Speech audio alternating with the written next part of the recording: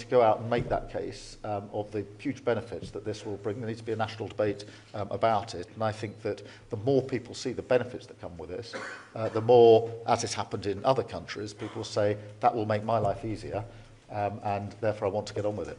Thank you very much, Catherine. I've got Jess from The Guardian. Prime Minister, thank you. You've got a huge trade delegation here, and I think the last time there was one this big was Theresa May's delegation to China in 2018.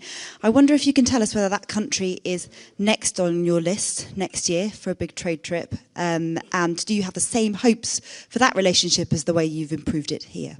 Well, I'm really pleased that this is the biggest trade mission ever to India, and actually one of the most diverse in the sense that we've got big businesses, iconic businesses, we've got smaller or medium-sized businesses, but we've also got universities represented through their vice-chancellors, sports bodies, cultural bodies, filmmaking bodies, fashion industry, have all come together in this trip. And that shows the breadth of the possibility because they've come here to take advantage of those opportunities. Yes, I want to press on with others. We've already obviously got a trade deal with the US. And with the EU, in the more uncertain world of tariffs, I think it's to the advantage of the United Kingdom to lower trade barriers with other countries.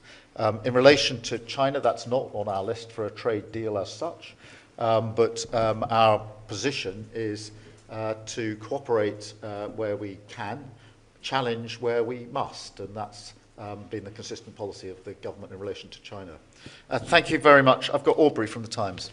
Hello, Prime Minister. Aubrey Alagressi from The Times. On that theme of the challenge, I'm hoping you can clear up some of the claims around the China spy case. Today we've heard from Mark Sedwill, who's obviously a predecessor of Jonathan Powles as National Security Advisor, and he said that of course China is a national security threat, and he finds the official explanation about why the trial collapsed very hard to understand. So if he's saying that, he can't be the only one. Can you say categorically whether any minister or Jonathan Powell was involved in the decision not to provide the CPS with evidence that, at the time the offences were alleged to have taken place, China represented a threat to national security? If ministers didn't take that decision, who did? And finally, can you explain why the government refused to provide this evidence when there are multiple examples on the public record from the time of China being referred to as a threat to national security? The evidence in this case was drawn up at the time and reflected the position as it was at the time. And that has remained the situation from start to finish. That is inevitably the case because in the United Kingdom you can only try people on the basis of the situation as it was at the time. You can't try people on the basis of the situation as it now is or might be in the future. And therefore the only evidence that a court would ever admit on this would be evidence of what the situation was at the time. So that's the base on which the evidence was drawn up. The witness statements were drawn up. And I can be absolutely clear, no ministers were involved in any of the decisions since this government's been in relation to the evidence that's put before the court on this issue. The evidence was the evidence as it then was. That's the only relevant evidence. And that evidence was the situation as it was under the last government, the Tory government, rather under this government. It's not a party political point, it's a matter of law.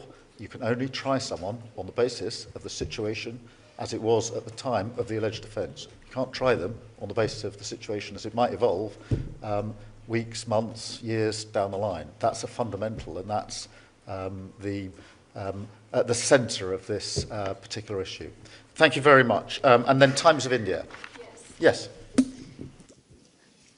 Mr. Starmer, I just wanted to ask you, with this UK-India trade deal, to what extent does a trade deal like this help counter US tariffs for the UK and India? How optimistic are you about this? I think there's huge optimism about the trade deal, and you can, I think, sense that from this trip. There was optimism in July in Chequers when we hosted Prime Minister Modi and we signed the deal. There's just as much optimism here with businesses already taking advantage of the new spirit, if you like, that's been brought about by the trade deal, because the trade deal is still to be implemented, which we're going to do at speed, but already it's opened up new opportunities and new confidence.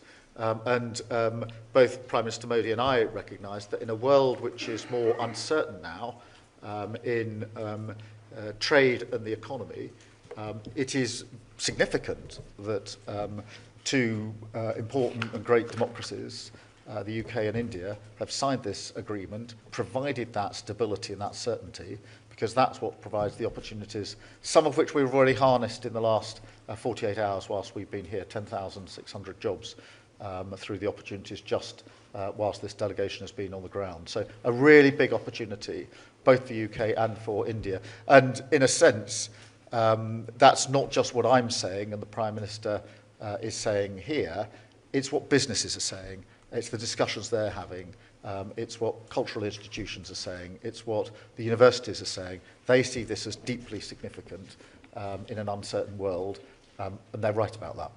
Thank you very much.